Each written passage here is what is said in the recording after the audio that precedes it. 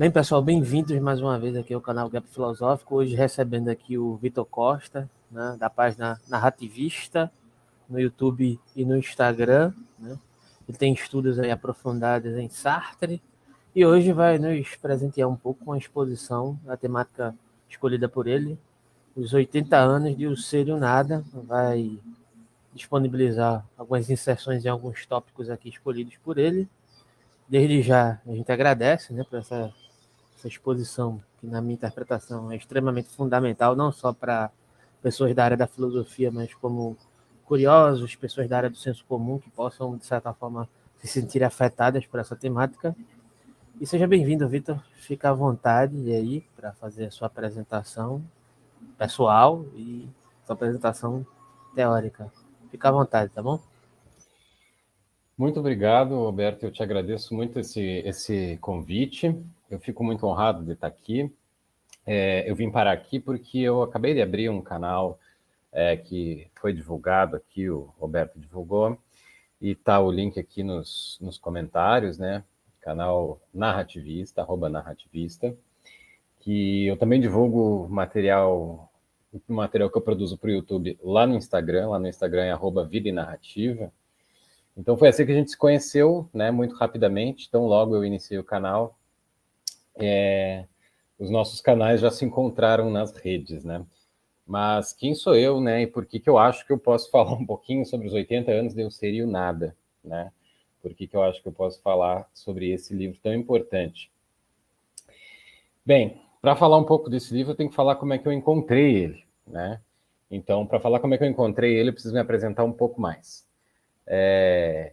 Eu tenho doutorado na área de filosofia e eu não me consideraria o que se costuma chamar de especialista, né, na obra de Jean-Paul Sartre, no pensamento de Jean-Paul Sartre, na filosofia de Jean-Paul Sartre. Eu prefiro me apresentar como um amador de Jean-Paul Sartre, porque fazem quase 20 anos, né, que eu estou na filosofia e pelo menos uns 15 que eu venho lendo e relendo a obra de Sartre de uma maneira um pouco diferente daquela que é feita pelos especialistas, né? O especialista é alguém que está sempre na crista da onda, assim, dominando o estado da arte das discussões. E o modo como eu me pego fazendo a minha pesquisa em Sartre, eventualmente, é um pouco mais solitária, porque ela foi se desenvolvendo na medida em que eu fui percorrendo os caminhos da minha própria formação, a graduação, o mestrado, né? O que eu quero dizer com isso, né? Eu entrei na faculdade em 2004 e eu não fiz o que recomendo que seja feito, né? Que é procurar grupos de estudo e bolsas de iniciação científica, né? Para realizar estudos orientados, né? Dentro das faculdades de filosofia. Eu acabei me deixando guiar por aquilo que a psicanálise chama de princípio do prazer, né? Eu fui lendo o que me oferecia a resposta. Hoje os meus professores, né, já sabem, né, que era isso que eu estava fazendo durante as aulas deles, né? Eu estava lendo as coisas que eu sentia que precisava, que eu queria muito, né, que eu sentia um desejo enorme de ler. Então, o meu orientador de doutorado sabe, né, que enquanto ele lecionava a disciplina de filosofia medieval, eu, né, de maneira discreta, eu lia Schopenhauer, por exemplo, né? Essa não é uma maneira profissional de se comportar com os textos filosóficos, né, mas é uma maneira profundamente amadora, né? Uso aqui a palavra no sentido de amor mesmo, né? Então, foi assim que Sartre apareceu para mim no horizonte, não só de uma leitura que foi me apaixonando, como também de uma leitura que, segundo as linhas de pesquisa disponíveis para mim na Universidade Federal de Santa Maria, foi onde eu fiz a minha graduação, né? As linhas que se apresentavam para o mestrado, eu não ia conseguir fazer nada com Schopenhauer, eu não ia conseguir fazer nada com Nietzsche, eu não ia conseguir fazer nada com esses filósofos que eu gostava de ler. E a linha de fenomenologia me permitia pesquisar o Sartre. Então, foi assim, né, pela força do acaso, né? Eu entrei na faculdade de filosofia pela força do acaso, porque um professor de teatro me recomendou o Mundo de Sofia, e o acaso de uma linha de pesquisa em fenomenologia me encorajou a ler mais e melhor a obra de Sartre, da qual, em certo sentido, eu nunca mais conseguir sair. Então é isso que eu quero dizer quando eu digo que sou um amador, né? Este é o ano em que esta obra, né, que está aí no fundo, na chamada do nosso vídeo, está aparecendo. O meu exemplar está um pouco mais machucado, né, pelo tempo. Então, este livro está fazendo 80 anos. No início da semana, vocês encontram no canal do Programa de Pós-Graduação da Universidade Estadual do Ceará esses vídeos. Foi feito um evento específico sobre os 80 anos de O Ser e o Nada, com diversos especialistas fazendo pequenas apresentações sobre aspectos do livro, né? O que eu vou fazer aqui é o mais pessoal e mais amador, né? Se alguém está vindo parar aqui em razão também da divulgação que eu tenho feito lá no Instagram, né, vocês podem perceber, né? A primeira atividade que eu tenho feito no meu canal é comentar Sartre, ou mais especificamente, comentar comentários feitos à obra de Sartre. No caso do livro do Gabor Haim, né, o professor Gabor Haim, falecido em 2002, e que em 1971 publicou aquele que eu venho chamando, vídeo após vídeo, de talvez o melhor livro já escrito sobre Sartre em língua portuguesa, né? Então, eu digo tudo isso porque, né, para quem não é da filosofia, eu acho que muito frequentemente, né, pode-se perceber que fazer filosofia é uma coisa um pouco estranha, né? Qual é exatamente o sentido de ler livros tão antigos por tanto tempo, né, procurar em obras tão antigas escritas, né, por indivíduos, né, por pessoas singulares? Por que a gente faz isso, né? E por que, nesse horizonte, um livro de 80 anos pode ser ainda tão importante, né? Para quem é da filosofia, 80 anos não é nada, né? São 25 séculos da tradição metafísica nos legando, né, um rosário, uma rapsódia de clássicos e mais clássicos, né? Que nós jamais leremos assim do modo que seria satisfatório, porque eles são muitos e eles são densos e eles são, enfim, a vida é curta e muito mais curta do que os livros, né? Este livro do Sartre, eu acho ele muito importante, eu acho muito interessante falar dele, porque ele, digamos assim, ele sintetiza uma época muito interessante da filosofia, né? Ele foi publicado no ano de 1943. Ele foi publicado durante a Segunda Guerra. Ele foi publicado, escrito durante a Segunda Guerra e publicado durante a Segunda Guerra. Se alguém já passou os olhos naquele outro livro de Sartre, chamado Diário de uma Guerra Estranha, publicado póstumamente, ou seja, depois de 1980, né, falecimento do filósofo, percebe uma similitude impressionante entre algumas passagens e outras. Assim. Tudo se passa como se aquele livro tivesse sido, de certo modo, um rascunho, ou seja, Sartre, de certo modo, estava esboçando esse livro durante o período em que esteve na caserna, né, no cativeiro, né, ele foi preso durante a guerra, ele trabalhou como meteorologista, e sai em 1943, na França. Isso é curioso. O clima existencialista na Europa já vinha acontecendo bem antes de Sartre. Algumas pessoas gostam de rastrear essa história, dizendo que o clima existencialista começou com a publicação da Psicologia das Concepções de Mundo do Jaspers, na medida em que aquela obra colocou a obra de um filósofo chamado Søren Kierkegaard em grande evidência, né? Kierkegaard foi um filósofo que escreveu no século XIX, sobretudo no século XIX, ali a época que ele estava muito ativo era os anos 40 do século XIX, 1842 e tal. Né? Tem até uma tese engraçada do filósofo Alasdair MacIntyre. Ele diz que boa parte do nosso relativismo moral hoje é culpa de algumas coisas que aconteceram com a comunidade luterana de Copenhague em 1842. Por quê? Porque era a época que esse pensador, teólogo, filósofo, romancista dinamarquês estava elaborando um conjunto de ideias que explodiria como uma bomba para os pensadores do século XX. Né? Que pensadores? Vamos ficar aqui com dois nomes, mas eles são muitos. Né? Heidegger e Sartre. Quem mais? Segundo o próprio Heidegger, segundo o próprio Sartre, desculpem, dá para colocar sob o conceito, né, sob a etiqueta de existencialistas, também Gabriel Marcel, na França, Karl Jaspers, na Alemanha, né, o próprio Albert Camus, o romancista, ensaísta e também filósofo Albert Camus, às vezes é considerado existencialista. Ele insistentemente pediu, por favor, me incluam fora dessa, eu não me considero um existencialista. Então, o existencialismo é um clima de opinião, um gênero literário, um modo de pensar e de viver, uma moda que teve na Europa, em especial na França, especialmente em Paris e talvez lá no bairro em que viviam Sartre e Beauvoir, uma grande... essa moda teve uma grande intensidade lá, por lá. E o Ser e o Nada é, sem dúvida, o livro de filosofia existencialista mais célebre, né, do ponto de vista da sua circulação, né? Alguns dizem que foi o livro mais vendido de filosofia de todo o século XX, né? Então, é este livro que está comemorando 80 anos, certo? Então, eu propus que eu poderia falar de algumas coisas atuais e inatuais que este livro nos traz, né?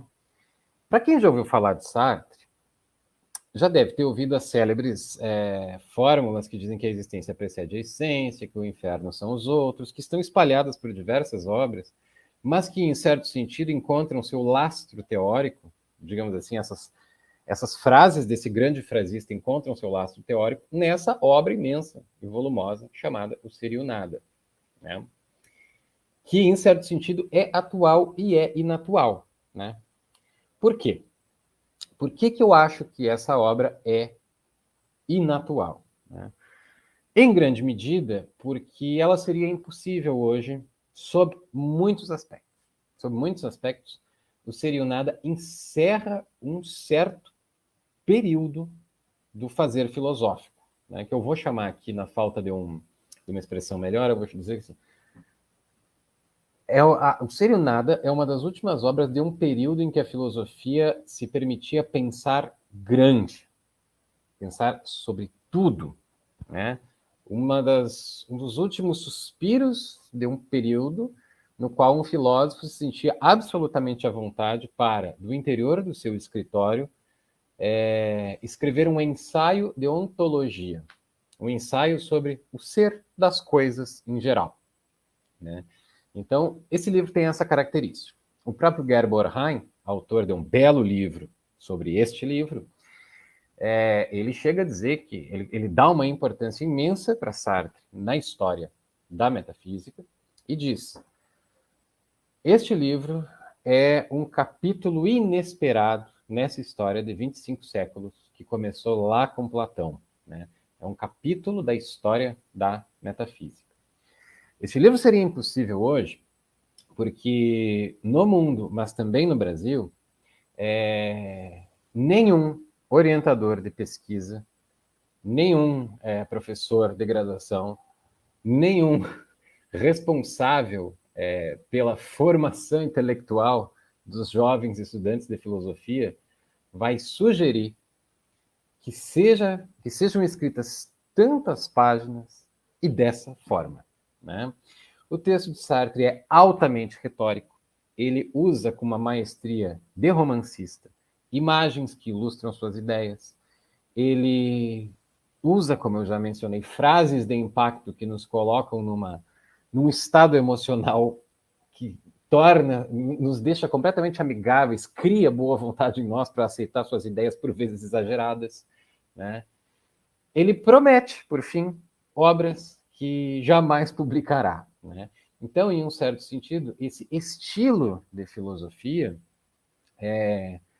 só alguém já absolutamente consagrado e com a vida totalmente resolvida e com grandes amigos em editoras pode fazer uma coisa dessas hoje. Do contrário, né, o que esperam de nós, pesquisadores de filosofia hoje, são textos que primem pela clareza, concisão e por uma quantidade limitada de ideias, né, no formato paper, né? De 15 a 20 páginas, né? Eu sofro muito para escrever paper, né? Muitas vezes eu escolho para onde mandar meus papers porque eu não consigo escrever menos de 25 páginas sobre qualquer assunto. É sempre um sofrimento. Assim. Sempre acho que faltou dizer alguma coisa, né? Então, esse estilo de fazer filosófico já tem algo, digamos assim, de monumental, né? Esse é um aspecto da inatualidade de Eu Seria o Nada, né? A filosofia profissional hoje toma isso por um objeto, né? E este livro, né? Ele hoje é um objeto de estudos, mas ele não é um modelo a ser seguido. Ele não é um modelo de fazer filosófico a ser seguido. Uma outra inatualidade que eu acho que ele nos mostra do ponto de vista teórico, e agora sim eu me aproximo de temas um pouco densos, né? Para quem se interessa, foi o que aconteceu comigo, e eu imagino que aconteça geração após geração, ano após ano, na medida em que as pessoas entram nos cursos de filosofia, eventualmente elas se interessam pelo Sartre, que diz que a existência precede a essência, que o inferno são os outros, né? Eventualmente você é um jovem, né, que gosta de rock triste e percebe que gosta dessa filosofia que também tem uma pegada meio punk, né? E você abre o livro e começa a se deparar com um estranho vocabulário, uma estranha terminologia, segundo alguns, um jargão pedante e truncado, e você é apresentado ao estranho mito do para si, que sabe-se lá como surgiu sob a superfície do em si, e você fica se perguntando do que Sartre está falando. Do que Sartre está falando? O subtítulo do livro é Ensaio de Ontologia Fenomenológica. Para quem quiser, para quem não tem a menor familiaridade com o que é fenomenologia, né? Fenomenologia é um modo de fazer filosofia que surge no final do século XIX com o seguinte intento, né? É preciso assegurar, né, depois de uma série de crises nas epistemologias, é preciso assegurar uma base absolutamente sólida para uma espécie de refundação dos saberes, e essa base é a experiência consciente, porque todas as atividades humanas, elas se dão nesse lugar que é a experiência consciente. Então, um matemático, vejam bem a similaridade da história disso com a história de Descartes, né? Um matemático percebe que é na consciência humana e na exploração e na descrição das estruturas da consciência humana que a gente vai encontrar as regras mais básicas, mais fundamentais e, em certo sentido, mais originárias, primeiras, né, da realidade como um todo, né? Para quem já é familiarizado com Descartes, com as discussões de filosofia moderna, né, sabe muito bem que Husserl e a fenomenologia são mais um capítulo da história do idealismo, ou seja, né, dessa perspectiva filosófica na qual a experiência em primeira pessoa, a experiência particular, íntima, é o ponto de partida do filosofar. É o ponto de partida, é a base e o fundamento do começo da filosofia. Você não começa a filosofar pelas coisas, mas pela experiência que você tem das coisas. Sartre descobre isso porque um camaradinha dele, né, em uma situação de bar, essa é uma das melhores anedotas que se conta sobre Sartre, disse: você sabia que na Alemanha tem uma filosofia que permite que você fale filosoficamente da cerveja, do seu coquetel? Aí o Sartre disse, eu preciso estudar esse negócio. Se eu posso fazer filosofia da cerveja que eu estou bebendo, eu preciso estudar esse negócio. Ele viaja para a Alemanha, ele estuda os fenomenólogos, e ele vai se transformando nesse meio tempo num fenomenólogo bastante especial. Antes de Eu Seria o Nada, ele publicou 3 estudos sobre psicologia fenomenológica. Se vocês abrem aqui O Seria o Nada, vocês inclusive encontram na ficha catalográfica do livro, né, psicologia existencial, né? Existencialismo, psicologia existencial. Então, a preocupação de Sartre com o psicológico, ela é anterior a esse titânico texto aqui. Então, ele tem 3 textos curtos. 2 sobre o tema da imaginação, né? A imaginação e o imaginário são os seus títulos. 1 sobre o problema da emoção, esboço para uma teoria das emoções. E a transcendência do ego, né? Na qual Ele vai dizer que o nosso eu não é o sujeito das nossas representações, mas um objeto que só aparece diante da nossa reflexão, né? Então tem esses 3 textos e eles preparam o caminho para o que vem, né, em O Ser e o Nada. Em O Ser e o Nada, Sartre vai pegar essa fenomenologia e não vai fazer uma psicologia fenomenológica, né? Ele vai fazer uma ontologia. Ele vai extrair consequências de uma característica da consciência humana, que é a mais básica, segundo a fenomenologia, que é a intencionalidade. Por intencionalidade, né, eu quero dizer muito simplesmente o seguinte: não existe consciência que não seja consciência de algo. Toda consciência é consciência de alguma coisa. Se nós retirarmos os objetos da consciência, a consciência não tem nem por onde fazer o circuito para acessar a si mesmo enquanto autoconsciência. Então, a nossa consciência é sempre consciência de alguma coisa. Tomando isso como ponto de partida, vejam só que interessante, a gente chega no seguinte esquema muito simples. Para toda experiência dada, há a consciência do objeto e o objeto. Há uma díade, há um par de elementos fundamentais sobre os quais o Sartre vai trabalhar. Ele vai transformar esse resultado da fenomenologia, ou melhor, esse princípio da fenomenologia, em uma ontologia, em uma perspectiva sobre o ser em geral. Porque eu posso dizer que esse fenômeno me aparece, mas para quem está familiarizado com a filosofia moderna, a gente sabe o que Descartes diz das nossas experiências, né? Pode ser um sonho, pode ser uma coisa de um gênio maligno, um deus enganador, pode ser uma alucinação, pode ser que eu não esteja vendo esse objeto aqui na minha frente. Eu preciso me assegurar que ele seja real. E Descartes lança a mão do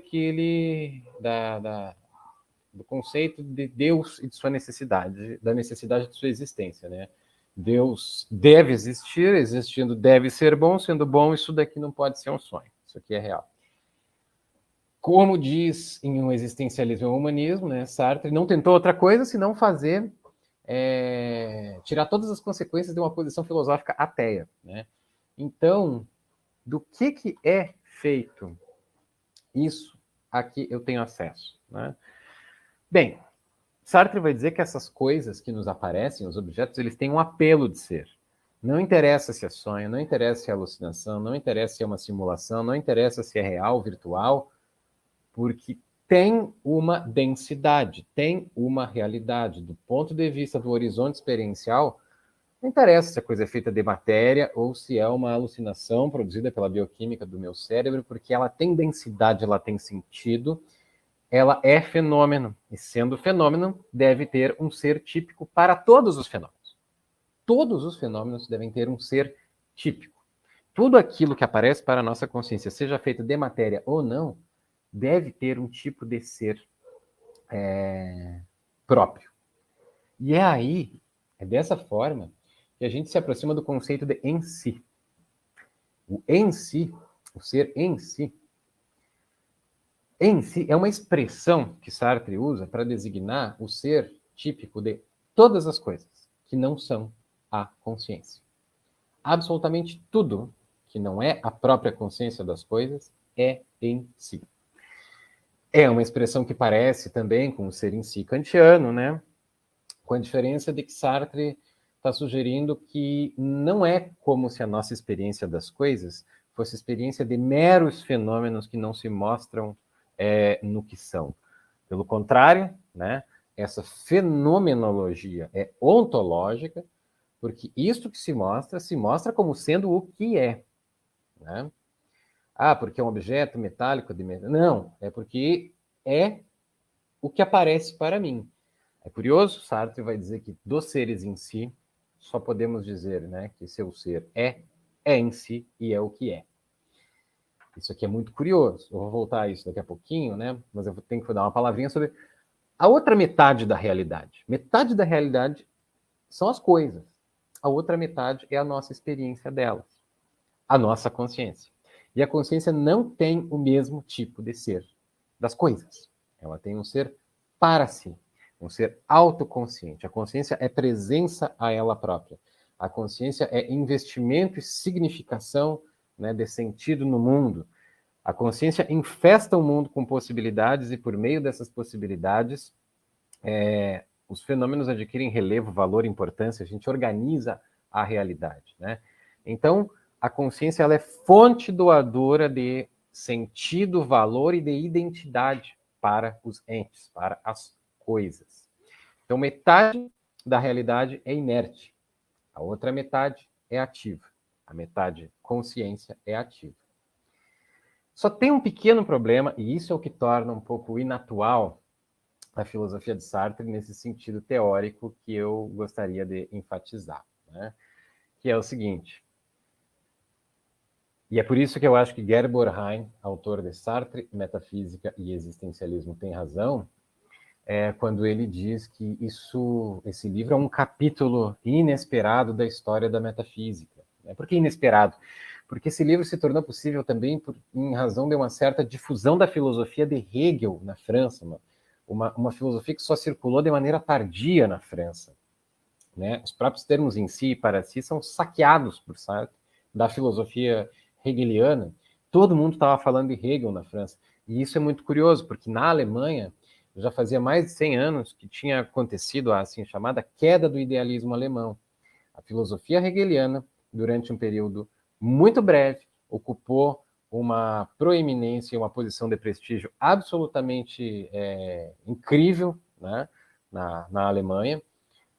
O sistema idealista, o idealismo de Hegel, Fichte, Schelling, ele se tornou, por assim dizer, uma moda.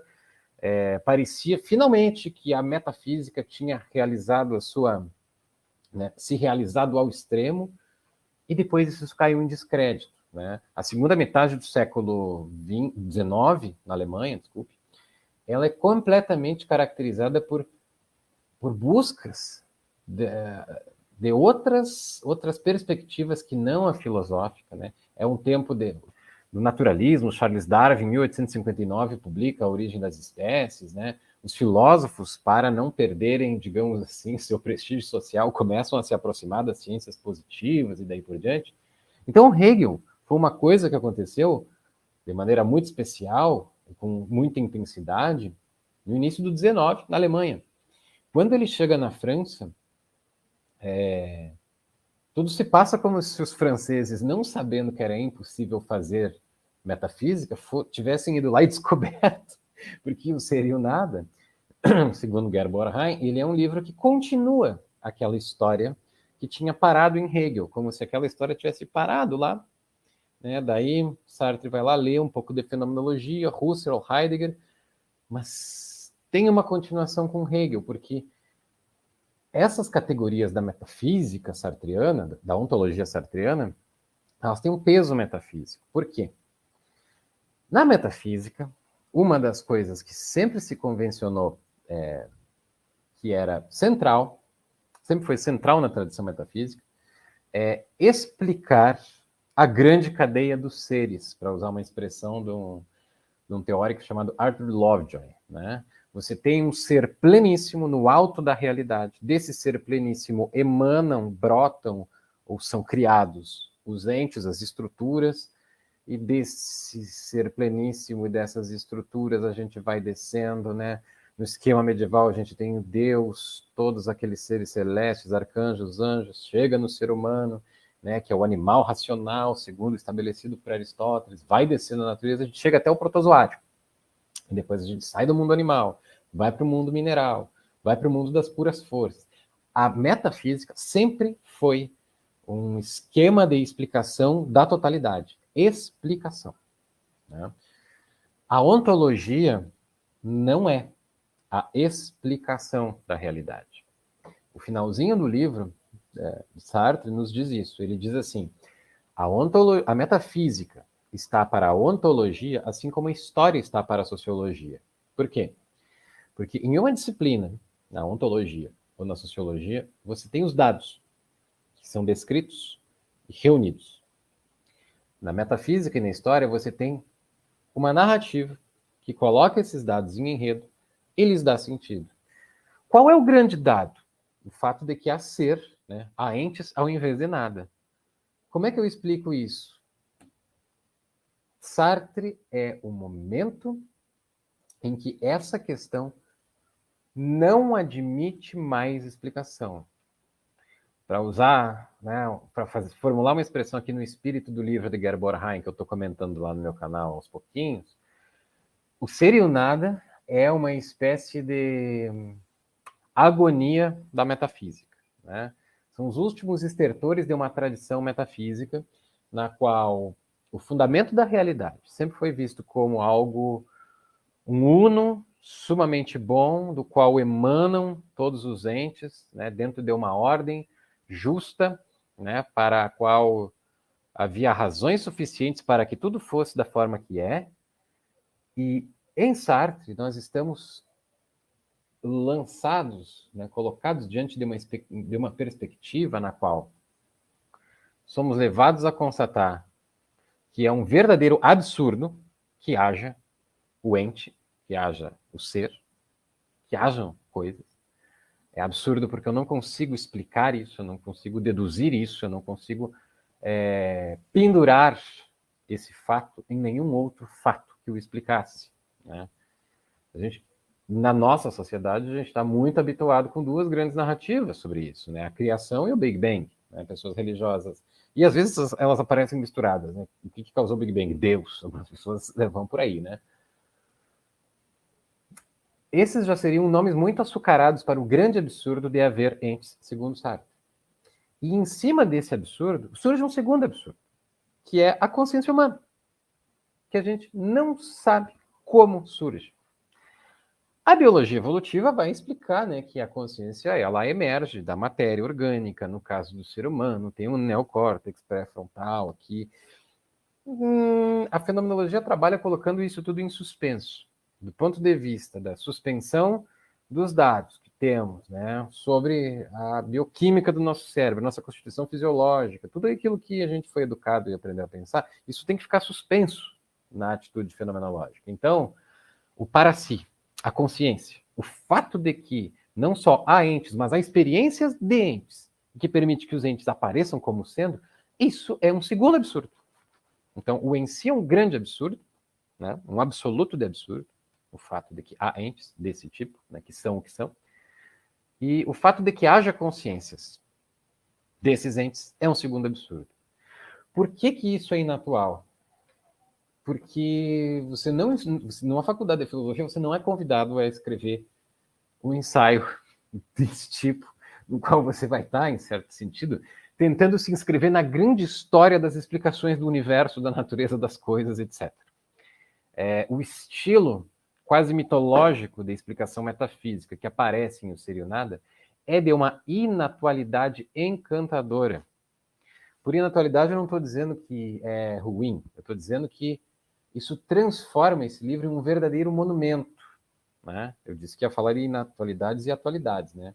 Eu espero que quem esteja assistindo não ache que eu estou fazendo uma malhação do Judas por meio dessa atribuição da inatualidade. Eu estou dizendo precisamente o contrário. Essa inatualidade mostra como esse livro é monumental, como ele pode ser colocado do lado dos livros de Platão, que viveu há 23, 24 séculos atrás, porque ele já é um clássico da filosofia, na medida em que ele, para nos oferecer as brilhantes análises fenomenológicas da existência humana, Sartre lançou mão dessa molécula pesadíssima, que é uma ontologia com esse semblante de capítulo da história da metafísica, né? Então você tem essa espécie de mito estranhíssimo, né? Na qual era uma vez o em si, e não sabemos por quê, e na superfície do em si surge o para si, e também não sabemos por quê, né? E às vezes a gente nota o quanto Sartre está familiarizado com a história da metafísica na qual ele está se metendo, que ele usa uma expressão que o Bornheim também vai usar à exaustão, e que eu uso à exaustão, como se fosse minha, que é tudo se passa como sempre, né? O que essa expressão quer dizer? Às vezes Sartre, comentando as próprias categorias, ele vai dizer assim, olha, Não dá para dizer que o para si surge do em si, ou seja, a consciência surge da matéria, para que a matéria ganhasse consciência de si mesma. Mas tudo se passa como se fosse isso que estivesse acontecendo. Ele chega perto de dizer isso, mas se ele fizesse essa afirmação, ele não só ele ia se meter numa perspectiva aí sim, francamente metafísica, e teria que explicar como e por quê, né? Ele se transformaria automaticamente num filósofo do século XIX, como Hegel, Schopenhauer, que viam na consciência humana esse espelho da natureza. Tudo se passa nesses autores do século XIX como se o universo tivesse produzido a consciência para poder ver a si mesmo, né? Os astrônomos adoram dizer que, mencionar o paradoxo de Fermi e dizer que talvez só exista vida inteligente na Terra, né? É sensacional, né? Imaginar isso, assim, e pensar, né? Entre zilhões de galáxias, com zilhões de estrelas dentro delas, um planetinha desenvolveu uma vida inteligente como a nossa, e por meio dessa vida inteligente, enfim, né, o universo vê a si mesmo, né? Seria muito, muito assombroso se fosse isso. Então, a ontologia de Sartre, eu não sei quanto tempo a gente tem, Alberto, eu preciso me controlar, porque eu comecei a falar e às vezes eu não sei parar.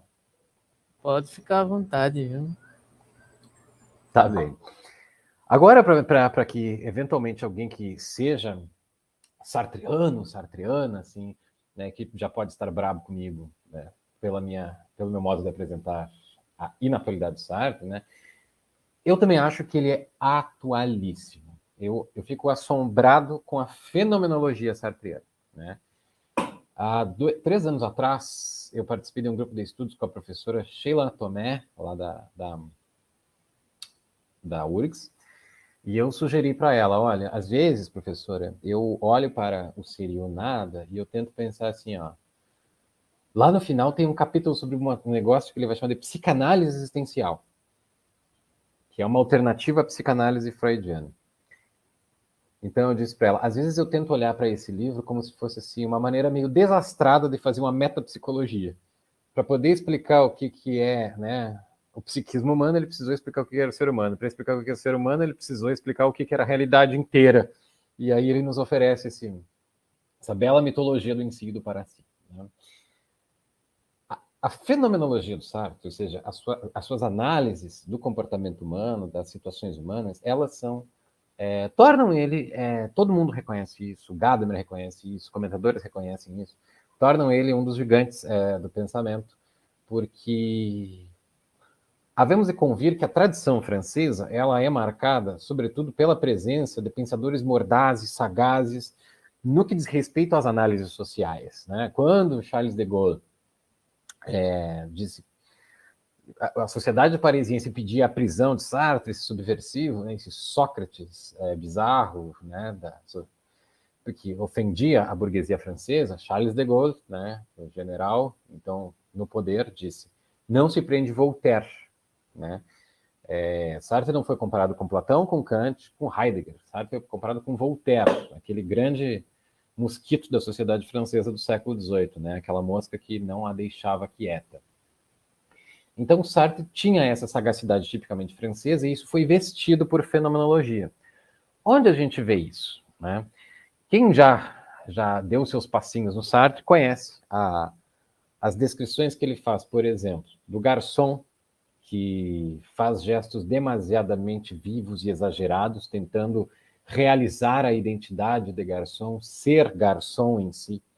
Conhece a descrição dele do flerte, né, que a moça conversa com o rapaz e o rapaz toca na mão da moça e aí ela se deixa levar por uma atitude na qual ela só tinha 2 opções, ou ela aceitava o toque ou ela recusava o toque, mas ela acha uma terceira opção, que é deixar-se como se fosse um objeto inerte, né? Ela acha uma saída ali. O livro é cheio disso. O livro faz comparações entre a atividade da consciência e a prática do esqui, né? O esqui seria uma espécie de prática humana que simbolizaria de maneira privilegiada a própria atividade da consciência, né? Assim como um esquiador, a consciência está sempre deslizando pela realidade, para frente, né, produzindo sua própria temporalidade, e daí por diante. Então, a fenomenologia de Sartre é viva, ativa, e eu acho que todo mundo que estuda e pratica a psicologia existencial e fenomenológica, né, sabe disso. Né? Por quê? Porque, embora não tenha deixado um campo tão fortemente constituído como Lacan deixou, a psicologia existencial, né, que hoje é praticada, ela é uma modulação do que Sartre nos oferece no final desse livro, a chamada psicanálise existencial. A psicanálise existencial é informada por essa fenomenologia, essa teoria sobre a consciência humana, a teoria filosófica sobre a consciência humana. Ela parte de uma significativa recusa, um significativo rechaço da ideia do inconsciente e de processos automáticos, por meio dos quais o ser humano fosse mais agido do que agisse, né? Ela é uma descrição moral, como ele próprio vai dizer, né? Trata-se de descobrir mais ou menos qual é o projeto existencial no qual alguém está metido e tornar este sujeito mais familiarizado com este projeto, né? E também, um dos propósitos dessa psicanálise existencial é afastar um pouco o perfume fúnebre e a atmosfera infecta do que Sartre vai chamar de má-fé.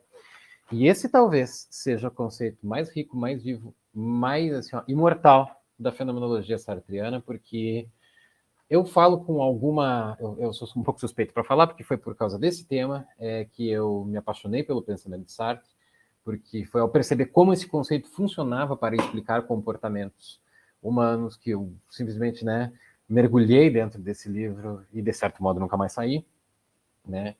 E que significa mais ou menos o seguinte, né? Por má fé, Sartre não está se referindo às intenções dolosas ou dissimuladas que as pessoas frequentemente têm e disfarçam no convívio com as outras. É um negócio muito mais profundo. Má-fé, para Sartre, é uma dissimulação na qual o próprio sujeito dissimula de si mesmo algumas coisas muito importantes, como a própria liberdade e a própria responsabilidade. Né? Ser um ser humano, existir com autoconsciência, ou consciência de si, né? É existir constrangido a responder pelo que se faz, porque não somos mais do que aquilo que nós fazemos. E aí a explicação, o sentido da frase, a existência precede a essência. Não tem nenhuma essência antes do nosso próprio fazer, da nossa própria existência. Somos exatamente aquilo que nós fazemos. Uma síntese, né, do que nós fazemos. Isso é angustiante, porque eu percebo que a minha escolha de ontem não me socorre hoje. Ela só me socorre na medida em que eu a mantenho ativamente. Lembramos, a realidade tem duas metades. A metade inconsciente, feita de matéria em si, e a metade consciente, somos nós. Então, essa metade consciente é instada, constrangida, levada a responder. Por isso, responsabilidade, né? E sobre cada indivíduo pesa o peso do mundo inteiro, porque na medida em que eu ajo, falo, torno público o meu si, a minha ipseidade, eu basicamente envio uma mensagem sobre o que eu considero certo e errado, bom ou mal, melhor ou pior, e daí por diante. Então tem um aspecto moral nessa responsabilidade, na medida em que não se trata de que, como dizia Kant, nós devemos agir como achamos que a ação poderia ser universalizada e daí por diante. Nós já estamos fazendo isso e, se não o reconhecemos, estamos de má fé. Né? Então, a má fé é essa fuga da angústia. E na má fé acontecem coisas incríveis. Né? Quando se instala a Weltanschauung, a visão de mundo, né, como diziam os alemães, da má fé, eu tomo uma decisão sobre a natureza da verdade, eu decido sobre o que conta como evidência, eu me deixo levar por evidências não persuasivas, não convincentes. Quem lembra de certos comportamentos de grupos inteiros durante a pandemia, não precisa de exemplos para entender o que é deixar-se levar por evidências pouco convincentes e decidir sobre o sentido último do que é verdadeiro e real. né? Então, a má-fé é isso, é uma decisão sobre o que é o mundo, sobre o que é a vida.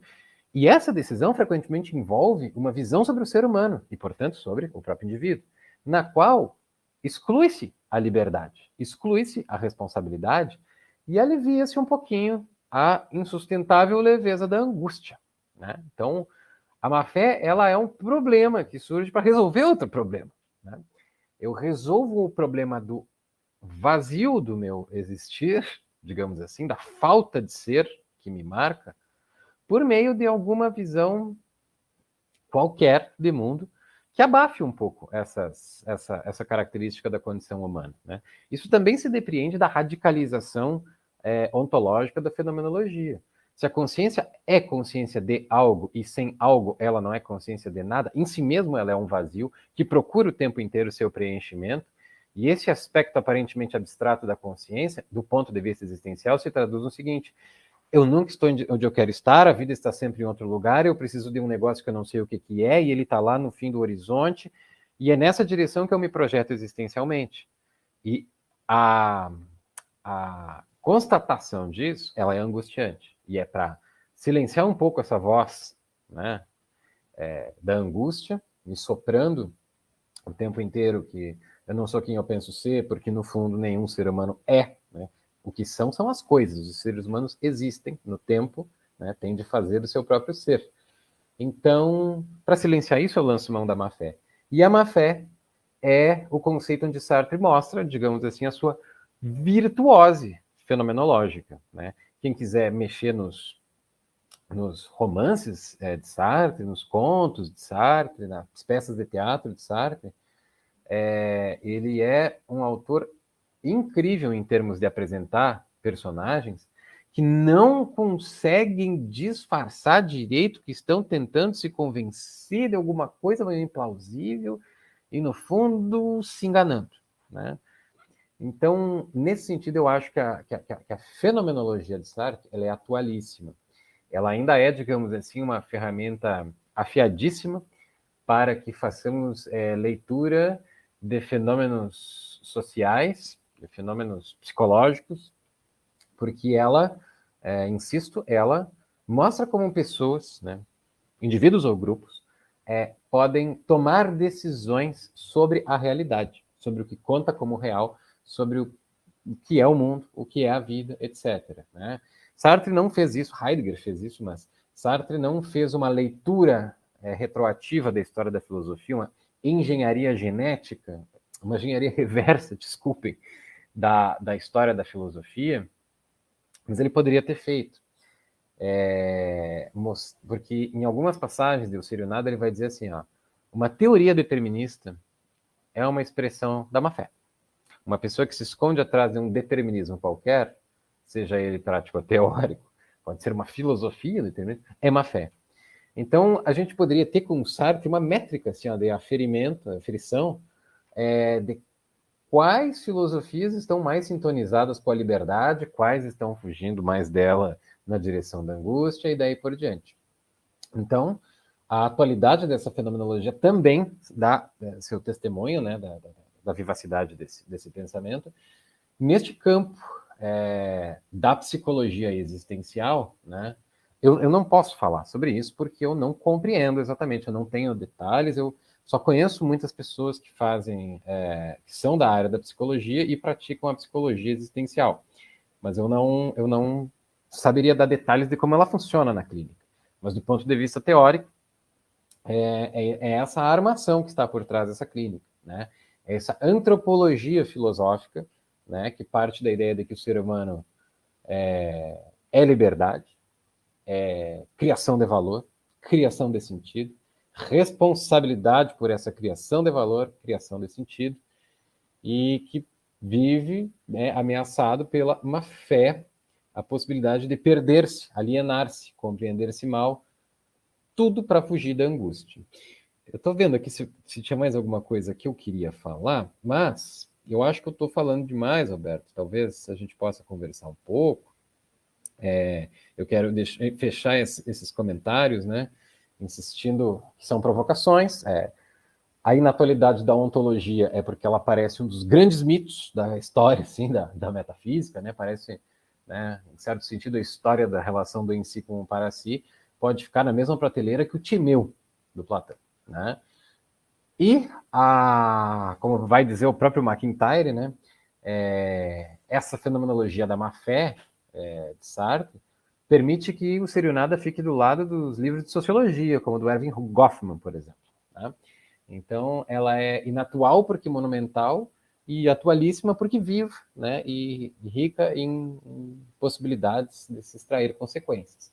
Eu falo como um amador. Eu passei alguns anos, uns 2 ou 3 anos, sem mexer nesse livro, pelo qual eu tenho tanto carinho, e que está fazendo 80 anos, mas agora eu voltei e eu lembrei porque que eu já passei tanto tempo da minha vida lendo ele. Né? Nunca fiz uma leitura de capa a capa, né? Eu fiz o que o professor Ronay Rocha, da Federal de Santa Maria, chamaria de leitura predatória. Né?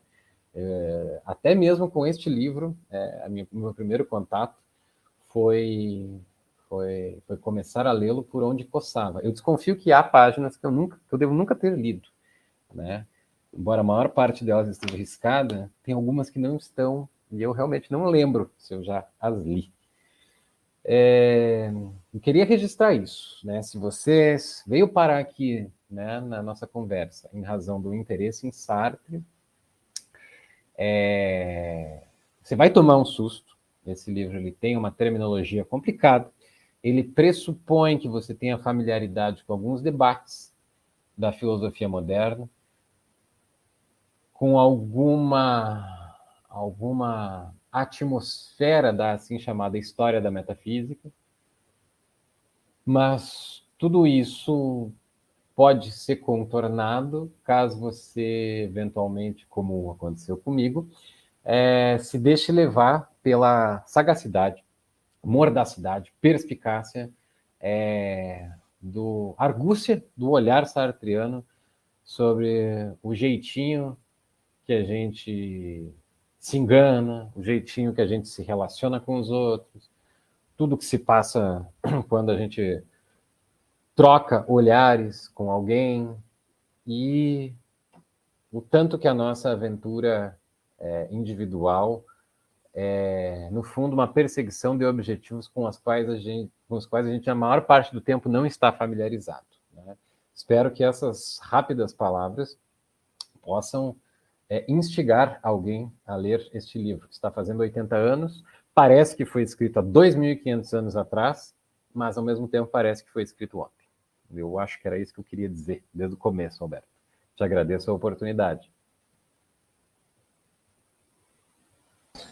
Então, Vitor, tem algumas questões que eu gostaria, talvez, de comentar, e tem 2 questões também que a Thaís colocou aqui, sobre o que você estava falando. Eu vou tentar amarrar tudo em uma colocação só, para você fazer uma exploração da maneira que você se sentir à vontade. Né? Queria me solidarizar pelo seu espírito amador de se relacionar com a filosofia, porque é exatamente da mesma forma que eu me relaciono. Quando você estava falando ali da questão que, por exemplo, estava tendo aula de filosofia medieval, você estava lendo Schopenhauer, né? Enfim, era exatamente o que eu fazia durante toda a graduação. Qualquer que fosse a matéria, eu estava lendo um livro que fosse do meu interesse, e assim eu fui me guiando na pesquisa também, por paixão e etc e tal. Então, acho que eu compactuo desse seu triacho de amadorismo filosófico, né? Outra questão é, por exemplo, você mencionou em dado momento, falando sobre o ser e o nada e da importância, a robustez do livro e a importância na sua vida, né, desse livro, mediante um aspecto que você fala da inatualidade do livro, né? Isso é muito interessante a maneira que você coloca, porque essa questão da inatualidade do livro do ser e o nada é o que, de certa forma, me aproximou do livro. Não aprofundei exatamente da maneira que você aprofunda os estudos em Sartre, mas Sartre é sempre um autor que está ali em vista para ser explorado, porque, na minha interpretação, ele oferece críticas metodológicas que, inclusive, podem ser úteis para poder a gente perceber determinadas epistemologias de outras maneiras, né? Por exemplo, o que é que eu estou me referindo aqui? Você mencionou a questão da imaginação, do livro Imaginação, que é onde ele, de certa forma, ele erige uma crítica, um certo sentido de empirismo né, científico que utiliza-se dentro da psicologia, que inclusive é vigente até atualmente, que é onde, por exemplo, critica-se outras formas de conceber essa dimensão da psicologia, que é uma complexidade, uma gama de fatores de se relacionar com esse dado objeto complexo que é a psique humana, né? Delimitando o que é metodologia científica e o que não é metodologia científica dentro da área da psicologia.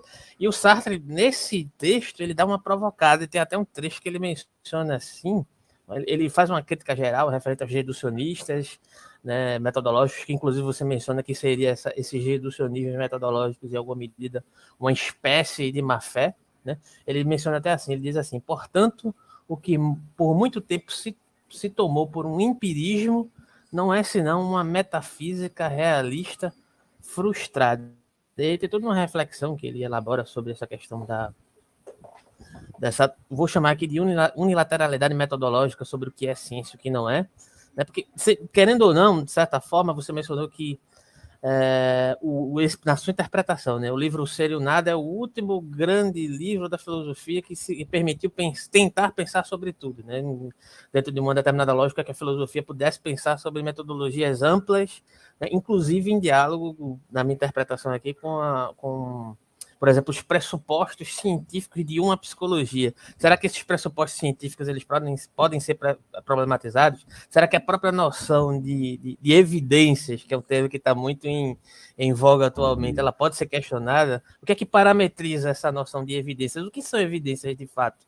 Né? Será que esse objeto ele pode ser examinado tal qual essa metodologia pressupõe, dentro de uma certa concepção, ou isso é um tipo de metafísica também? Essa é a provocação que eu percebo que o Sartre está fazendo aqui, né? Então, que vai junto muito à questão que você mencionou, que eu até anotei aqui quando você mencionou, né? Que ele chega a se aproximar, né, de uma determinada concepção que, dentro de uma questão, né? A consciência, será que a consciência surge da matéria? Né? Não, ele presume que não. Entretanto, mas tudo se passaria talvez como se fosse. E aí ele não chega a afirmar isso, aí você diz que ele titubeia e meio que desconversa e segue por outro caminho. Ele prefere não tocar nessa questão porque é uma questão complicada, porque comprometeria toda uma lógica da filosofia dele, porque ele terminaria virando um tradicionalista. Né? Mas é uma questão que toca nessa situação aí também, né? E aí, aproveitando essas colocações, eu ia colocar uma coisa sobre Hegel também, mas acho que vai ficar muito extenso. Acho que na próxima questão, se houver abertura, eu coloco. Mas tem relação com isso, né? Tem duas questões da Thaís que ela pergunta, né? Tendo em vista tudo isso que foi colocado, ela coloca assim: na sua opinião, podemos considerar Sartre um idealista? A crítica dele a Russell era que, com a fenomenologia transcendental, ele teria caído em um certo idealismo. Aí ela complementa: mas Sartre, desde o artigo, abre aspas, uma ideia fundamental de fenomenologia de Russell, a intencionalidade, já aponta que ele deseja fugir tanto do idealismo como do realismo. Enfim, eu acho que já tem questões bastante assim, interessantes e complexas para você comentar.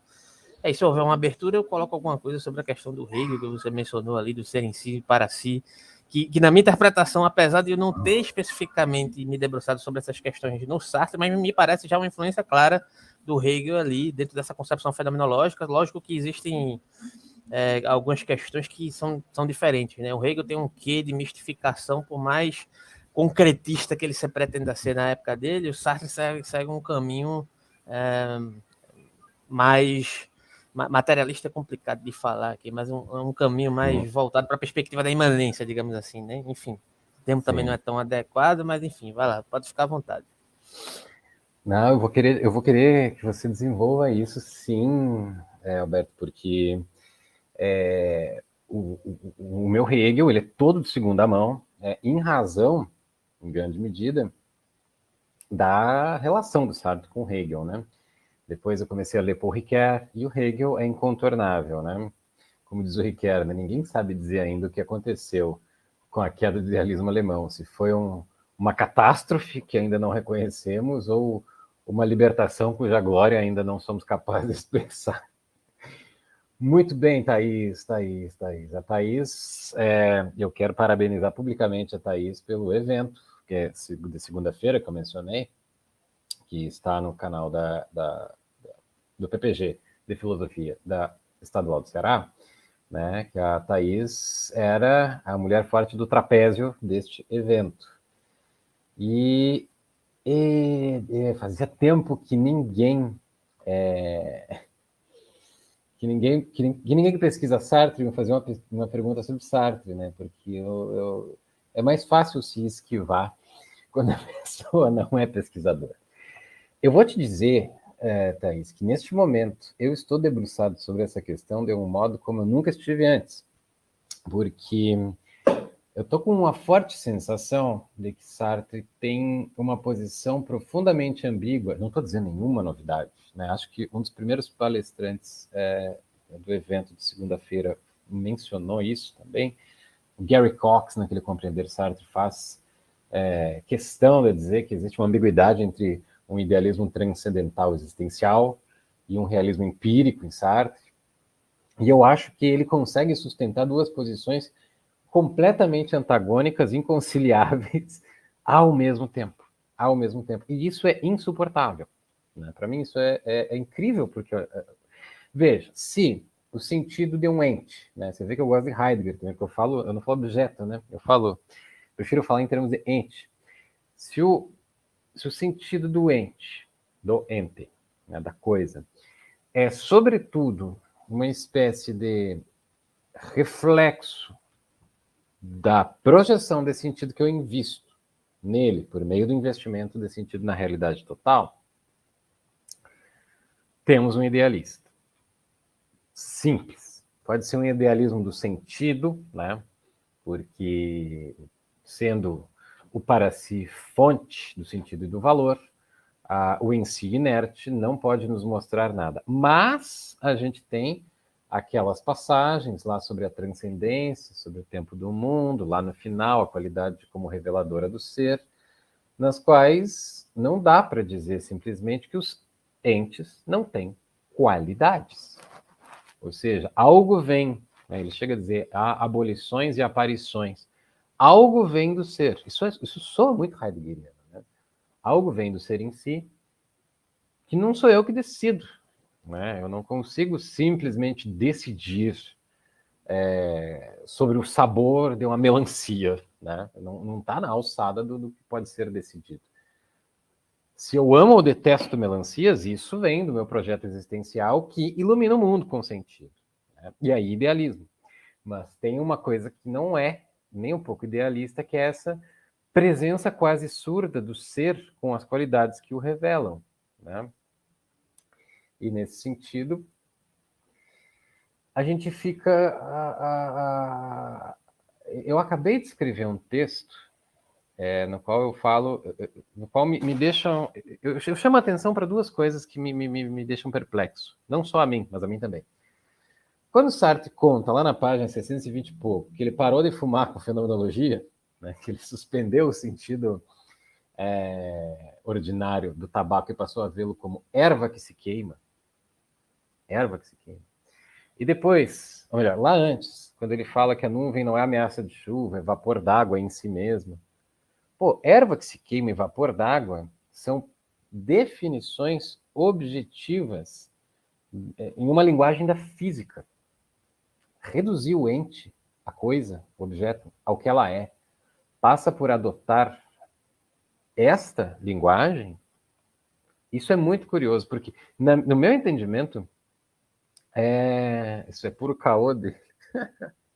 É verdade. A Catherine Morris conta que ele só conseguiu parar de fumar de verdade quando o médico disse, né, que, bom, se o senhor não parar de fumar, o senhor vai ter que dar um jeito de fumar sem as mãos, porque vamos ter que amputar as suas extremidades, porque o senhor está com um problema imenso de circulação e tal. Ele também já era mais velho e tal.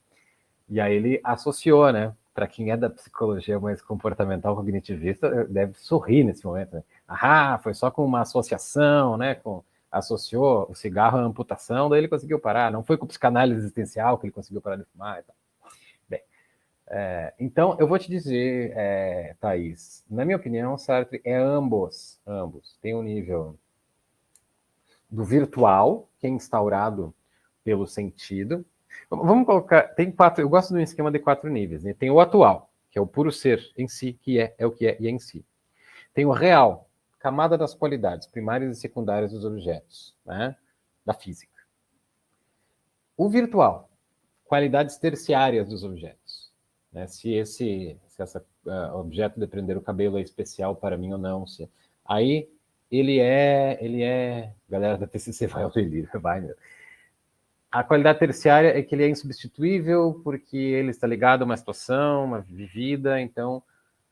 E na quarta camada está a consciência. Daqui para lá, da ordem do valor para a ordem do em si, o sentido existencial, né, as qualidades terciárias do objeto são muito mais importantes e muito mais básicas. Importa primeiro que a nuvem ameaça chover, né, e que o cigarro é um acompanhante das situações, do que vapor d'água ou tabaco. Então, na ordem da Constituição que vai dar consciência para a pura atualidade do em si, eu acho que ele é idealista.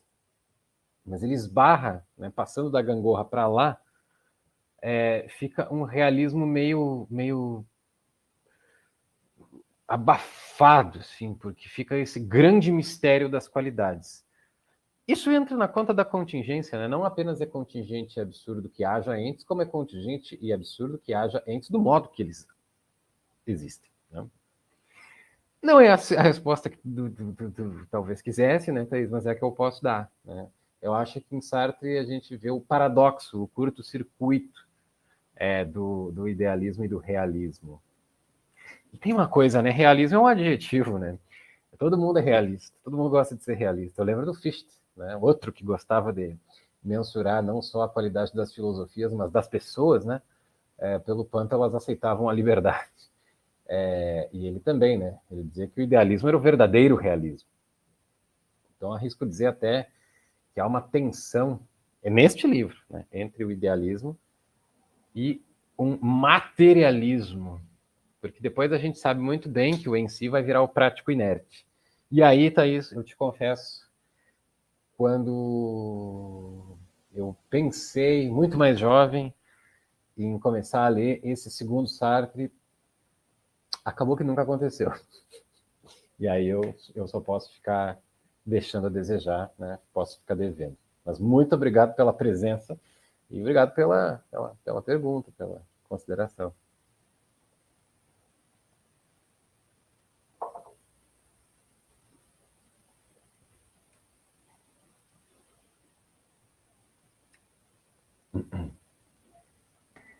Tem algumas outras questões aqui. O Aloysio Souza, ele coloca assim: o ser e o nada não é um modelo do fazer filosófico? Sartre teria uma obra que demonstra o fazer filosófico? E aí ele complementa aqui: ensaio de ontologia fenomenológica, psicologia existencial. Além destas questões, encontramos marxismo. Existem aspectos do materialismo histórico dialético. Isso aí já é questão da crítica da razão dialética, né? Mas enfim, fica à vontade aí para você mencionar. Eu acho que o Sartre não tem nada nesse sentido. Eu acho que alguns textos dele podem ser considerados assim mais exemplares do que se espera de um texto de filosofia profissional. A própria transcendência do ego, exposto para uma teoria das emoções. Né? É claro que ele não consegue se conter em usar frases de impacto, mas o nível digamos assim, Sartre escorrega menos para um jargão e uma terminologia muito idiosincrática nessas obras, né? Ele tem alguns manifestos. Esse texto que a Thaís mencionou, né, uma ideia fundamental da fenomenologia, a intencionalidade, ele é um manifesto, é um ensaio manifesto, assim. Então, eu acho que, do ponto de vista escolástico, né, Sartre eventualmente deixa a desejar. Eu escutei isso na minha banca de doutorado e eu pensei assim, mas espera um pouquinho, né? A minha herança sartreana não me deixa ouvir isso como eu devia estar ouvindo, né? Porque o meu texto teria se servido de elementos retóricos, né? Eu pensei, pô, que bom, né? Porque foi uma das coisas que eu sempre achei que fazem parte, o estilo faz parte do fazer filosófico, né? Essa inatualidade do Sartre para as regras e templates dos papers, eventualmente, a gente pode dizer, pior para os papers, né? pior para nós, né, que só podemos, como eu sugeri, escrever de maneira um pouco mais livre e fazendo experimentações estilísticas. No caso de que a nossa vida já esteja resolvida e tenhamos amigos nas editoras, né? Mas nesse sentido, eu acho que Sartre ele é um caso a ser, ele não é um bom guia, mas é um bom. Você não vai fazer um paper imitando Sartre, mas você vai ter, né, como qualquer outro texto, você vai ter conteúdo ali para. Se você conseguir disfarçar bem, que está escrevendo um paper muito sério, você consegue fazer experimentações estilísticas. Falo com conhecimento da causa. A outra questão foi sobre a presença do marxismo e da dialética, ou eu perdi mais alguma coisa nesse caminho? Eu acho que foi isso, né? Eu tenho uma posição sobre isso. Um pedaço da minha tese foi sobre isso. Aí. Pois é. A gente encontra, no final da Transcendência do Ego, algumas considerações do Sartre sobre o marxismo. Em O Ser e o Nada, o marxismo vai ficar associado a um dos traços mais orgânicos da visão de mundo da má-fé, que é o espírito de seriedade. Vejam o que é isso, né? O espírito de seriedade é uma expressão que Sartre usa para designar uma atitude na qual a gente acha que o valor vem das coisas e não vai de nós para as coisas. Nesse sentido, haveria, em algum nível, a gente sabe que para muita gente existe bastante, mas haveria em algum nível valor nas coisas, fatos morais, como brigava o Nietzsche, né? Não existem fatos morais, existem interpretações de fatos que lhes investem ou tiram moralidade. A Thaís alega que tem um marxismo no finzinho do Ser e o Nada, bem de leve. Eu lembro que está aqui pela página 710 a parte em que ele associa com o espírito de seriedade. Ele não gosta do fato de que em Marx, digamos assim, o objeto precede o sujeito. A realidade precede, né, o ser humano. Mas ele vai mudar muito de posição com relação a isso. E eu tenho, né, aí Thaís e outras sartreanas que estejam ouvindo, a minha profunda impressão, que eu estou disposto a negociar, mas até hoje eu não achei nada que me demova dela, é que as razões para que Sartre tenha ido da fenomenologia para a dialética e do existencialismo para o marxismo, reorganizando todo o seu esquema mental, passando a pensar de modo marxista e transformando dialeticamente o seu período existencialista numa fase a ser incorporada, não são filosóficas. Elas ganham feição filosófica, elas ganham semblante filosófico, elas ganham elaboração filosófica, mas não são filosóficas. Aí é o meu narrativismo dando mais confiança para os biógrafos do que para os comentadores de filosofia. Se você vai para os comentadores de filosofia, você vai ver Francis Jansson, Gerbor Hain, Istvan Mesaros, vendo o nosso querido professor Fábio Capro Leite de Castro. A leitura filosófica tende a ver uma continuidade forte em elementos filosóficos entre o Ser e o Nada e a Crítica da Razão Dialética, né? Livros distantes por 17 anos. Eu tendo a ficar com aquelas leituras biográficas que dizem que no dia 12 de maio de 1952, Sartre tomou uma decisão existencial, assim, uma verdadeira conversão, que foi do ponto de vista prático, total da sua pessoa, e que teve consequências filosóficas. Então, a transformação da filosofia de Sartre foi uma consequência da transformação da sua pessoa, né? Eu entendo, evidentemente eu entendo até os sentimentos por trás da tentativa de construir uma continuidade entre um pensamento que é assinado, né, pela mesma pessoa. Eu vejo uma descontinuidade entre os pensamentos em razão dessa ruptura, desse novo começo existencial que ele tem ali aquela ocasião em que prendem o cara por causa de uns pombos, né? Na CRD, diz a Thaís, ele continua criticando Marx por considerar a materialidade anterior à consciência ou à experiência vivida pela consciência.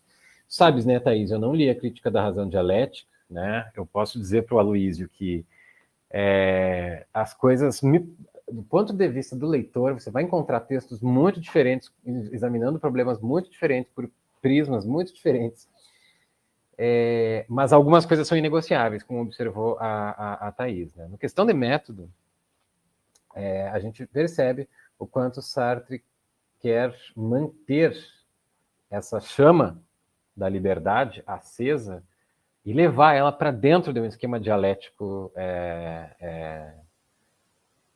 marxista. Mais do que isso, eu fico te devendo, Aloísio, porque, como eu te disse, eu tenho uma tese, eu tenho uma hipótese, uma impressão forte, né? Eu não gosto muito de convicções, mas impressões fortes eu tenho várias.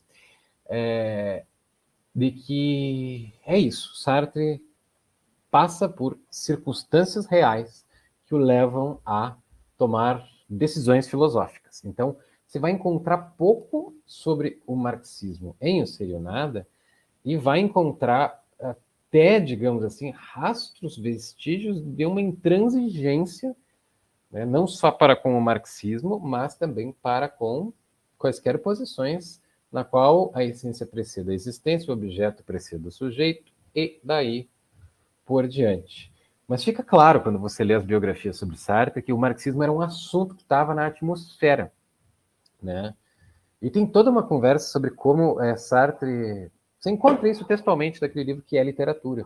Ele falando do quanto é pouco satisfatório para o verdadeiro proletário engajado, quando o intelectual, de maneira pouco orgânica, toma uma decisão, não, vou me engajar aqui com a luta social. Ah, mas você está se engajando por uma decisão.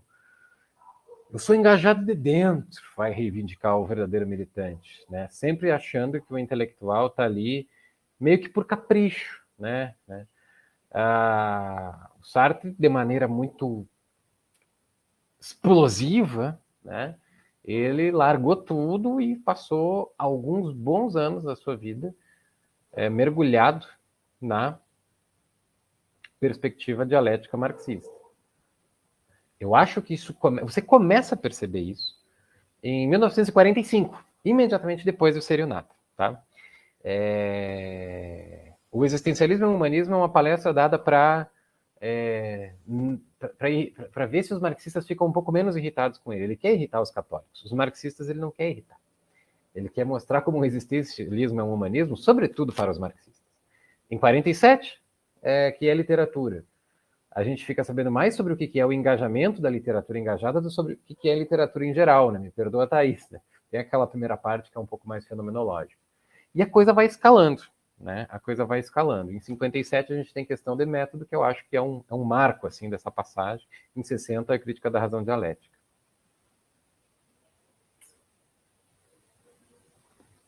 Insisto, eu não sou leitor desses textos. Sou um leitor de Ser e o Nada.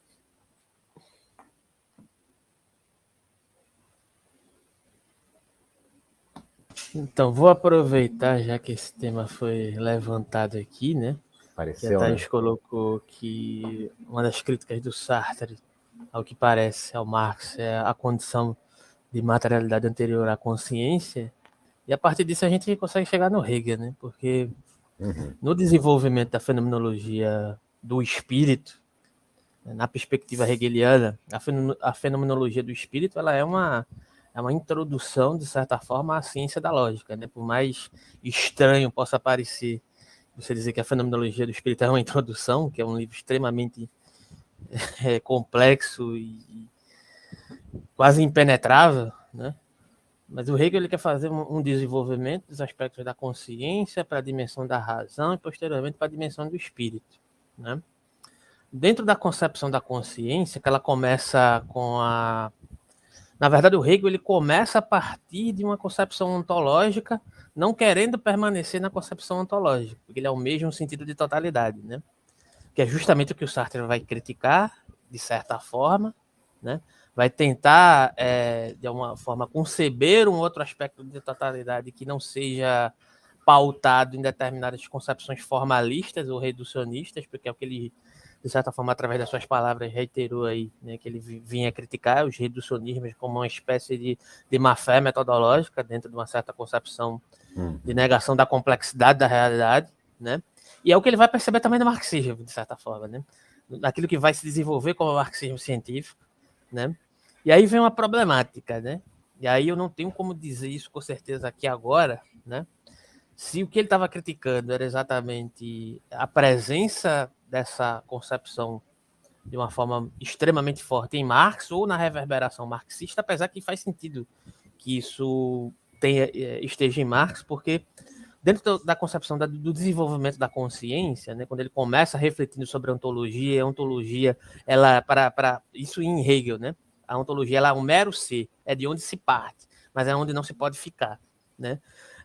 Ele desenvolve a perspectiva da consciência dentro de uma lógica do conflito da duplicação da consciência de si, né? A duplicação da consciência de si demanda o conflito da dialética entre o senhor e o escravo, que é onde, suspeito eu, né, o Sartre vai se inspirar para essa questão do em si e do para si, né? De certa forma, porque a duplicação da consciência de si, entre aspas, pode ser compreendida dentro de uma dinâmica da lógica de um conflito social entre senhor e escravo, como tipologias que param em determinado momento dentro do espírito de uma época, assim como o conflito dentro de uma, entre aspas, cognição, né, dentro de um sentido voltado para uma, digamos, uma intersubjetividade, para um aspecto de eternidade que nutre aquela subjetividade, ou um sentido de dissolução objetivo, que é onde Hegel quer chegar para um desenvolvimento do pensamento especulativo para dissolver esses antagonismos. Só que dentro da lógica do senhor e do escravo, há alguns intérpretes, como por exemplo Kojève, entre outros, né, dizem que o conflito da dialética do senhor e do escravo é uma evolução, ou seja, um desenvolvimento evolutivo para a figura do escravo que trabalha a coisa das ding para o senhor, e a partir daí a gente pode dar um passo a mais para a razão. A razão enquanto aquela manutenção de um espírito de diferenciação, né, dentro daquela proposta hegeliana. E o Marx, dentro dessa lógica, para um ímpeto de superação da dialética do senhor e do escravo, ele advoga pela materialidade e pela possibilidade do escravo que trabalha a coisa. Então, nesse sentido, a objetividade que é trabalhada pelo escravo, ela está em prioridade, né? Porque é ela que precisa ser ressaltada para superar, de certa forma, esse conflito. Só que aí tem outra questão também, né?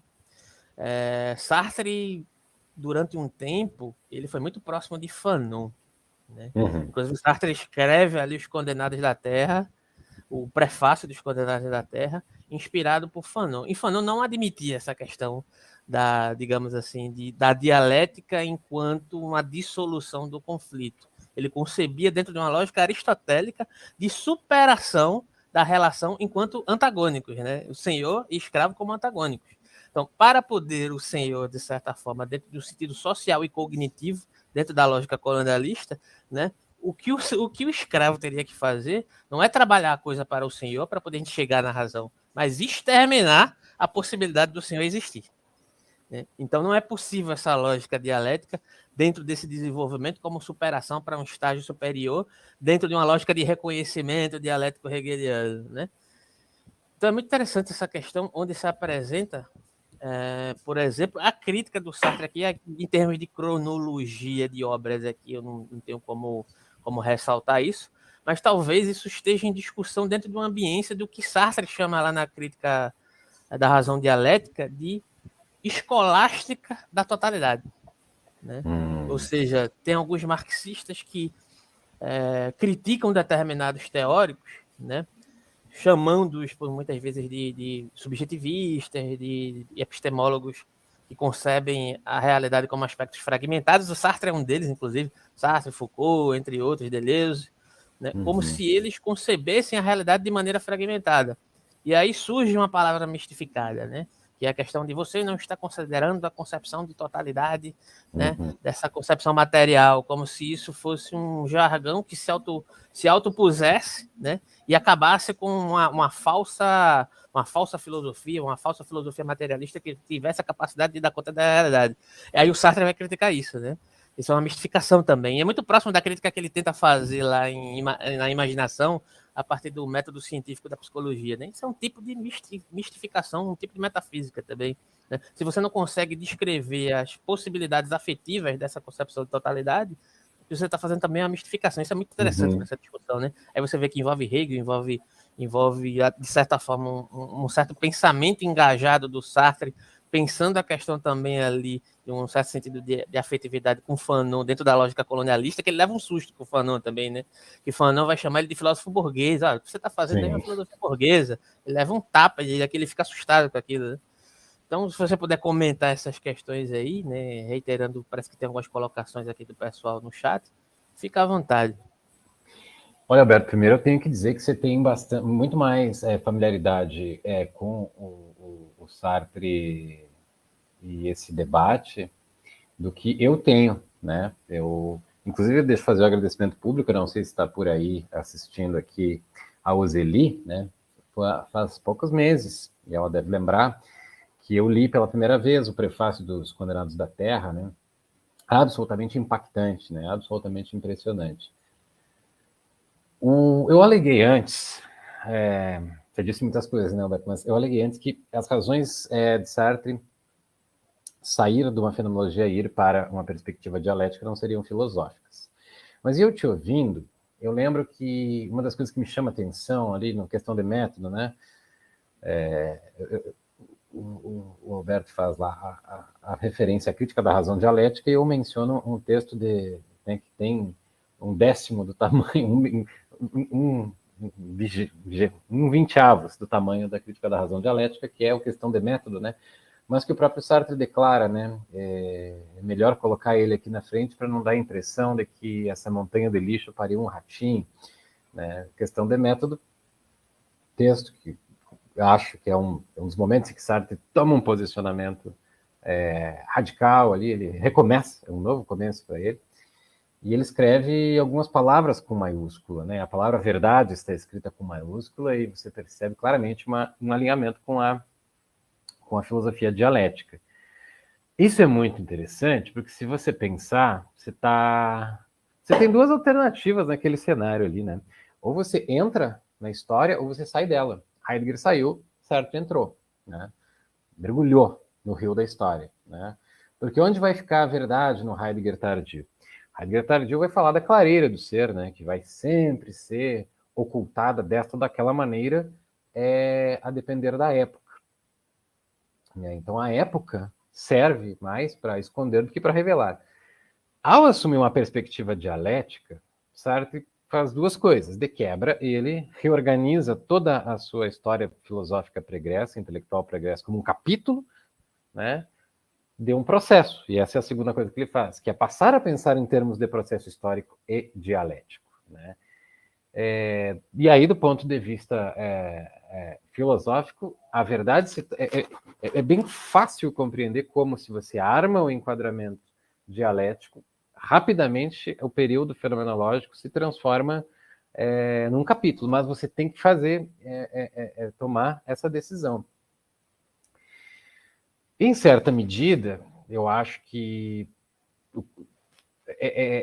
o René Girard tem uma frase interessante sobre essa relação do Sartre com Hegel, que ele vai dizer assim: Sartre foi o único pensador que conseguiu pegar duas situações agônicas da fenomenologia do espírito, fundi-las e dizer que a realidade se resume a isso, que é a dialética do senhor do escravo e a consciência infeliz, né? É como se Sartre tivesse trançado assim, uma cortina diante da janela da realidade e dissesse, ó, estamos condenados à dialética do senhor do escravo. As belas palavras de Sartre sobre amor, desejo, sadismo, masoquismo são uma espécie de curto-circuito da intersubjetividade, né? Ou você está escravizando ou está sendo escravizado, ou você está objetificando ou está sendo objetificado, ou pior ainda, está tentando se fazer objeto para o outro, mas não vai conseguir porque você é sujeito, e daí por diante.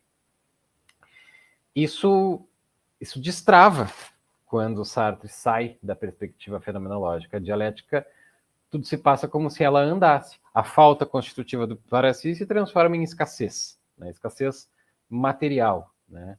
O em si se transforma no prático inerte a ser manipulado, construído. Você tem os grupos em fusão, né? Então o outro deixa de ser tão infernal. Tudo isso, no meu entendimento, é porque Sartre entra por essa decisão no que a gente poderia chamar, de certo modo, na tradição da filosofia da história, que não se trata apenas de filósofos que pensaram a história, mas que tentaram fazer a história pensando a história, né? E aí dá para entender porque que o Fanon acha isso.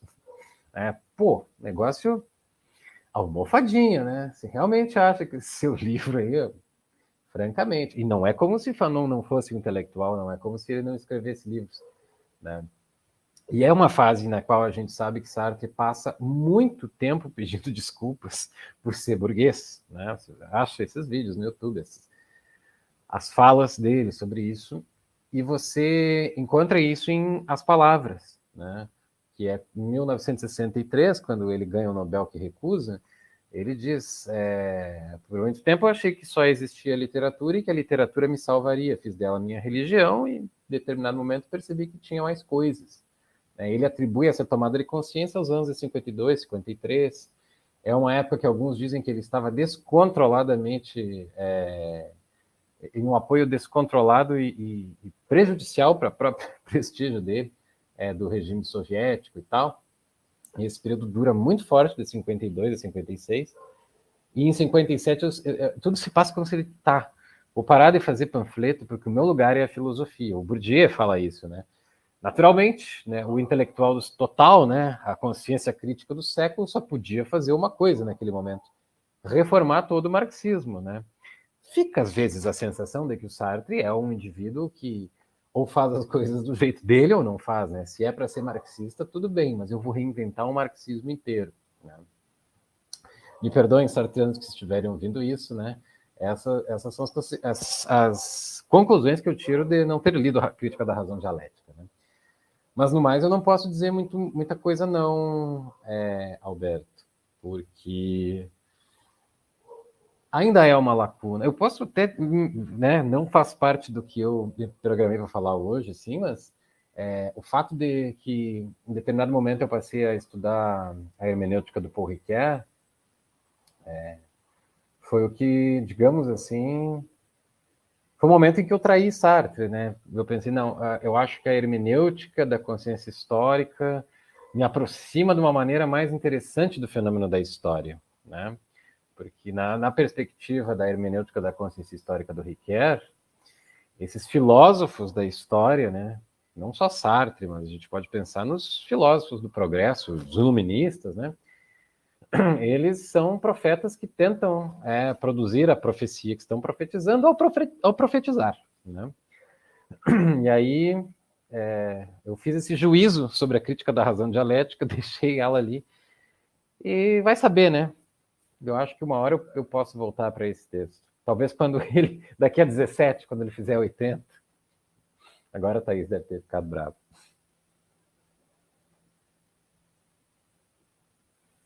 Eu queria agradecer pelas suas colocações e assim, pedir desculpa se eu desloquei demais a questão, mas é porque na minha interpretação tem uma problemática aí que tangencia também a questão do Heidegger, inclusive. Que é, por exemplo, o Heidegger tenta dar uma solução para a questão do Hegel pelo viés fenomenológico, ontológico, só que ele está se debruçando mediante questões muito parecidas. Você mencionou até a questão da consciência infeliz, isso aparece lá em Heidegger também, só que de outra forma. Ele não quer falar em dialética, porque para ele isso é um grande problema, inclusive. Né, que vai remeter ao marxismo, que é uma coisa que ele odeia, diga-se de passagem.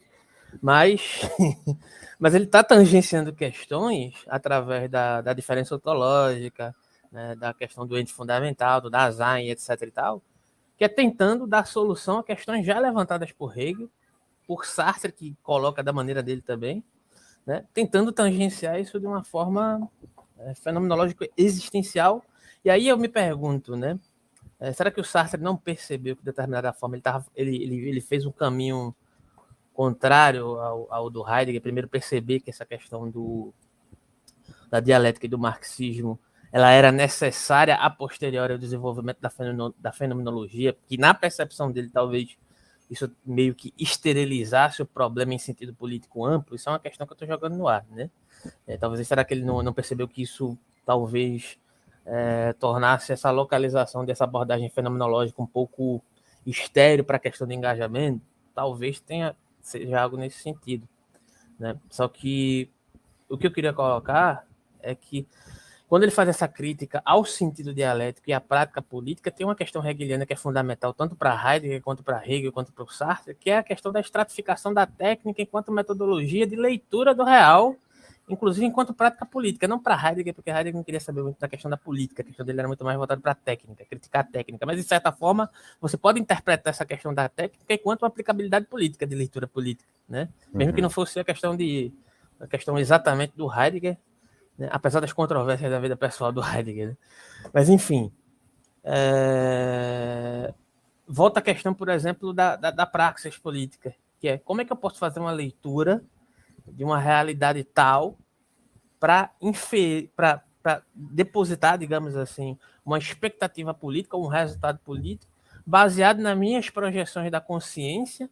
E que resultado isso vai ter? O que é que me garante que eu vou projetar uma determinada relação de afetividade que vai gerar uma determinada consequência alinhada com a minha perspectiva de consciência, mediante uma leitura adequada da realidade enquanto totalidade, né? O Marx criticou isso do Hegel, né? O Hegel chamava isso é uma crítica que ele faz a Kant, que é um formalismo filosófico, o formalismo kantiano da cognição, que ele faz a crítica dentro da perspectiva do direito, dentro de um sentido de aplicabilidade política. Lógico que Hegel vai manter alguns aspectos, digamos assim, metafísicos, por mais que ele quisesse almejar um sentido de concretude, né? Mas ele vai nutrir ainda alguns aspectos metafísicos, principalmente a terceira fase da fenomenologia do espírito, que é a fase do espírito, onde ele vai fazer uma espécie de teologia, é onde Marx vai criticá-lo dentro da crítica da filosofia do direito de Hegel, e etc. e tal. Né? Mas me perpassa essas questões, né? Como elaborar um sentido prático que possa corresponder a um sentido de superação dos aspectos ideológicos, né, em sentido amplo, onde remonta aquela questão, né, que você mencionou do Sartre, que ele menciona, né? Olha, a consciência não surge da matéria, mas tudo se passa como se fosse. Isso me remete à questão da fetichização. Né? Tudo se passa como se fosse, né? Mas o que é que justifica isso? Né? Enfim, era só esse comentário que eu teria para fazer aqui agora. Né? A gente possivelmente pode desdobrar isso em outros momentos. Você fica à vontade aí quando quiser voltar para fazer outras discussões, expor outras questões. Gostei muito, muito elucidativo aqui a sua abordagem, muito rica para a gente conversar. E se quiser pode fazer um comentário final aí. Fica à vontade, tá? Eu vou te agradecer, Alberto, pela generosidade do convite, né? Foi bom. É o primeiro, como é que eu vou dizer assim? É um dos primeiros, né? Porque eu tenho que agradecer também quem está me apoiando, né? Eu estou aprendendo essa coisa de produzir conteúdo na internet, partilhar, conversar. E você é o primeiro resultado, assim, né? Ó, vem aqui conversar comigo. E eu fiquei muito feliz, porque é um ano muito especial, é um ano que esse livro comemora seu aniversário. E é um ano que eu voltei a ler esse livro, né? Esse livro que eu recomendo, né, para todos os estudantes aí de filosofia. Hoje eu estava me dando conta do quanto eu sinto inveja do pessoal que estuda cinema e letras.